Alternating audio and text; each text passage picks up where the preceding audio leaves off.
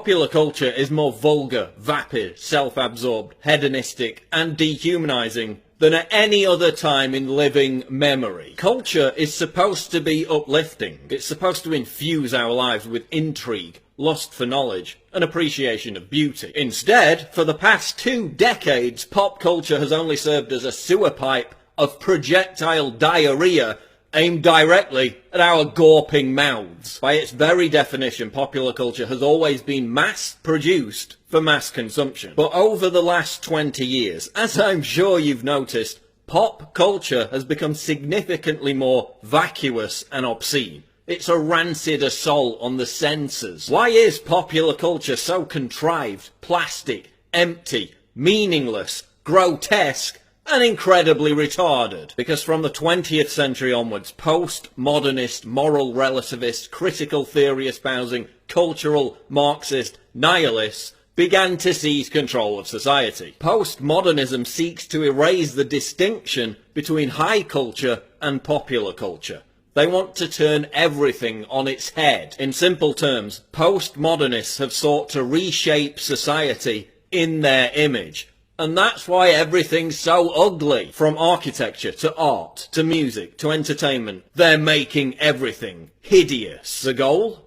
To completely undermine the foundation of Western civilization and leave us open to subversion and capitulation. Look at television. TV's endless portrayal of broken families, emasculated male figures, and aberrant, nihilistic, droog-like youths. The stars of so-called reality television are virtually always narcissistic, amoral, and borderline insane. They have no redeeming traits, indoctrinating us with the idea that this is actual reality, that this is how we should act too. You're beginning to think that the tube is reality and that your own lives are unreal. You do whatever the tube tells you. You dress like the tube, you eat like the tube, you raise your children like the tube, you even think like the tube. This is mass madness, you maniacs! In the decadent late stages of a society, bizarre behaviour proliferates and is legitimised by the dominant culture. They're fetishizing pathology. We're even seeing the mainstreaming of paedophilia by the news and entertainment media. Salon.com giving a platform to a wannabe child molester. Articles that legitimise watching child porn. A new Fox show that shows a transgender 6-year-old wearing a sadomasochistic ball gag. This is all intended to drag us down into the gutter. Once we absorb this kind of degeneracy, our moral filter is irreparably damaged. Studies show that the more TV you watch, the more depressed you are, even for active people who exercise regularly. And is it really any wonder, given the warped and corrosive view of humanity that is perpetuated by television? We are their cattle. We are being bred for slavery. The revolution. Can somebody please explain to me what the hell that's all about? Just that idiot licking his nuts again. Popular culture is also hypersexualized. It's not prudish to observe that the sexual imagery we're bombarded with by television is infinitely more gratuitous than it was just 25 years ago. Even pornography itself is becoming uglier and nastier. It's documented that this hypersexualization process has normalized cheating and betrayal. It's this, oh, everyone else is doing it, so why not me mentality. Hypersexuality in popular culture leads to ruined relationships and failed marriages. Pop culture is making us miserable and lonely. Look at the cult of celebrity. Being famous used to require having actual talent, even as recently as 20 years ago. Now, the measure of fame a celebrity achieves is directly proportionate with the volume of tasteless debauchery that they inflict on the world. Vulgarity has replaced talent. The more vulgar and ostentatious, the better. Thanks to social media, young people have been indoctrinated into this idea that narcissism, not fulfillment, not meaning, not authenticity, but narcissism is the ultimate measure of satisfaction and importance. Celebrity is just a reflection of that. So what do we look for in our celebrities? Talent? Meaning? Authenticity? No. We look for narcissism. When 16-year-olds were asked in a survey, what would you like to do for your career? 54% answered become a celebrity. Yet nearly 70% of them had no idea whatsoever how they would achieve this. Sometimes when I watch TV, I stop being myself and I'm a star of a series or I have my own talk show or I'm on the news getting out of a limo, going someplace important. All I ever have to do is be famous. People watch me and they love me. It's no surprise that since the explosion of celebrity-led narcissism, young people are more depressed than ever. Suicides amongst those aged 10 to 24 are up every year since 2010. Why are you all so unhappy? Because you're aspiring to something completely vacuous and unobtainable for the vast majority of people. Popular culture is making us miserable. Celebrities are now more revered than religious icons. This is why people suddenly turn into gushing morons whenever a celebrity dies. Rendered blubbering idiots over somebody they never knew and never even met. In many cases, someone they weren't even interested in until they died. It's like North Korean competitive crying every other week.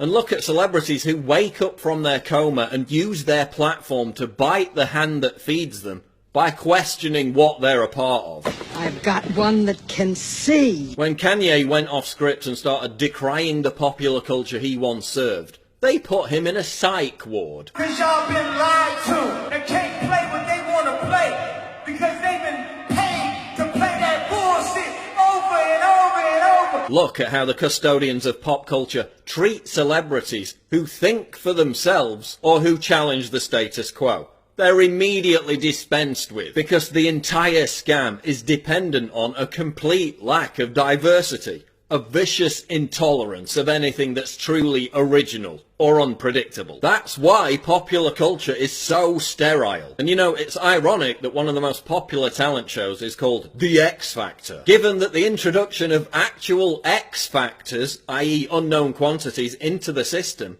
would cause it to collapse. Look at popular music. The same handful of people writing and producing songs for the same handful of popular artists. Why do you think everything sounds the same? The same procession of electronic beats, repeated hooks and verbal diarrhea that passes for popular music now. Music is less diverse and the lyrics are more dumbed down than ever before. Man, rap today fucking sucks bad. They're not even saying words anymore. They just got a hard-ass fucking beat to trick dumbasses like you to make you think you like the shit. We've hit a brick wall.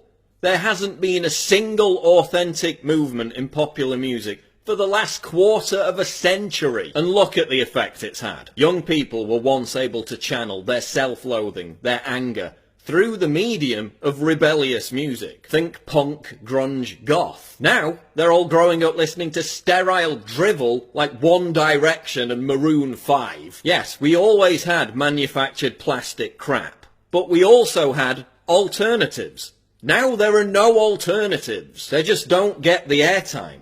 MTV used to play alternative music videos. Is that what they mean when they say videos have symbolism? What does MTV play now?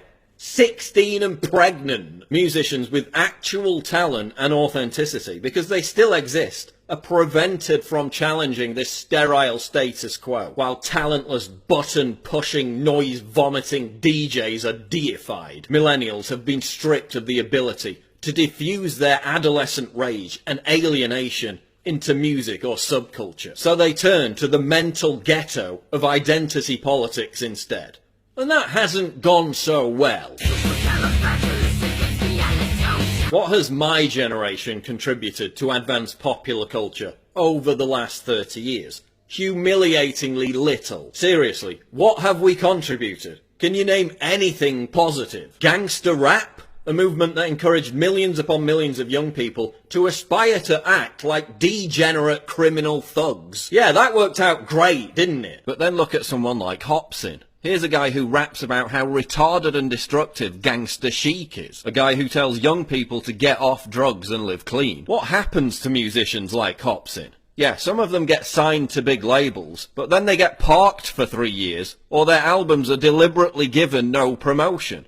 They're never allowed to obtain superstar status. How did rap music go from really good to so dry? Real artists get shelved and whack ones get famous. To leave masses brainless, a smart mind is dangerous. Because their message represents a threat to cultural Marxism, a threat to the toxic identity that the music industry force feeds young people. Look at youth counterculture. In the past, youth culture was spearheaded by students. They created the counterculture which then trickled down into pop culture. What are students busying themselves with today? Safe spaces, political correctness, virtue signalling, and gender studies. When did being cool become about parroting everyone else's opinions? They are socially conscious citizens and are provoked by the loathsome presence of an unmutual. They are sheep. When did being hip become about writing laborious Facebook posts about how progressive you are? As Theodore Dalrymple noted, the pressure to conform to canons of popular taste, or rather lack of taste, has never been stronger. Everyone's petrified of constant social media surveillance by their peers. Reactionary! Rebel! Disharmonious. Rebel! Reactionary! And we force ourselves to swallow this rotten culture,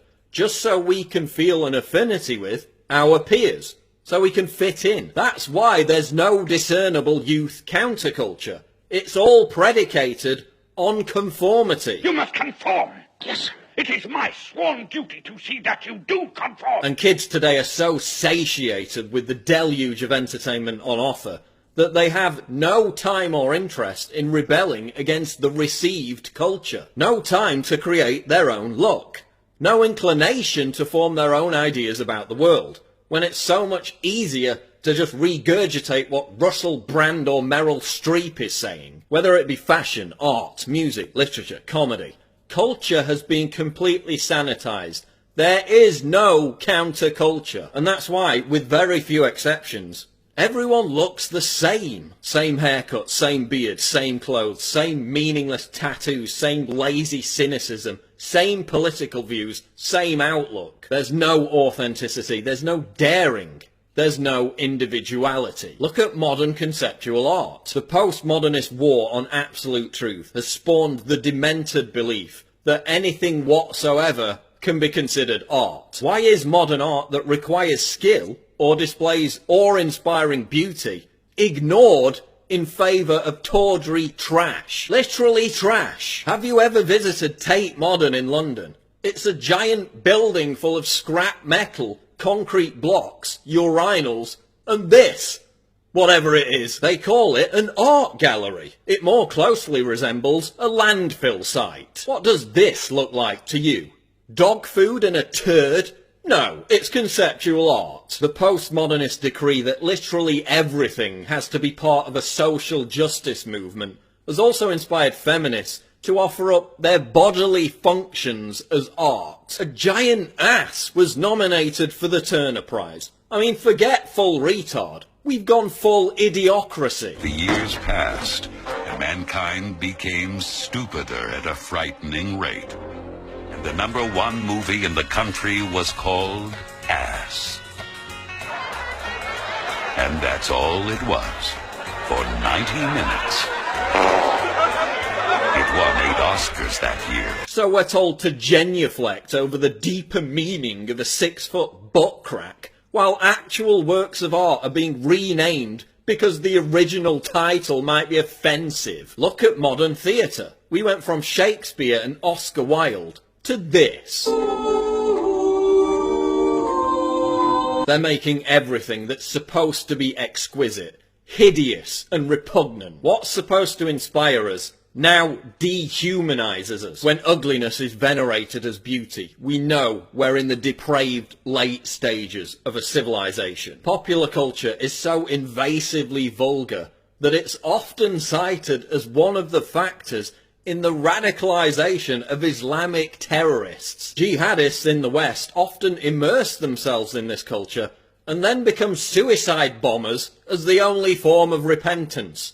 That's how bad it is. That's right, Jersey Shore and Miley Cyrus are actually seen by terrorists as legitimate reasons to attack the West. And who could argue with them? But seriously, when we defend Western civilization, we're not talking about popular culture. We're talking about the Sistine Chapel, not Piss Christ.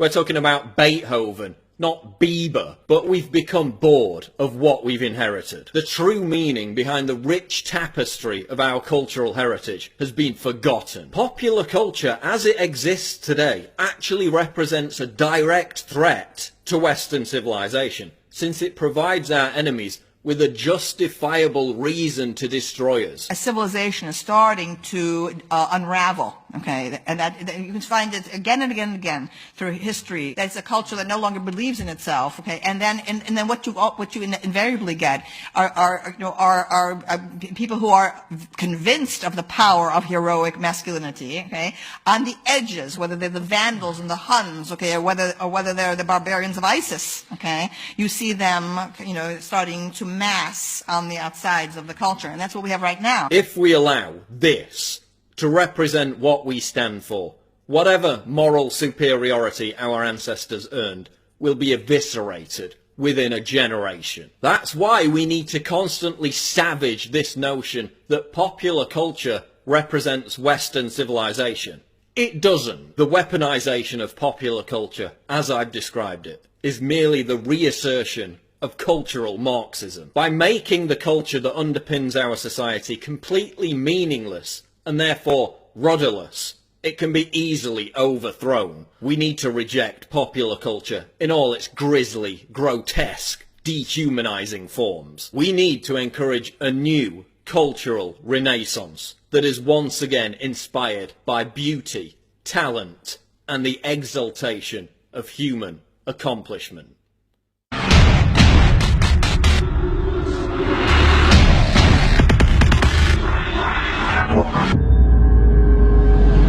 Click the link below to subscribe to the channel, and for more breaking news go to Infowars.com.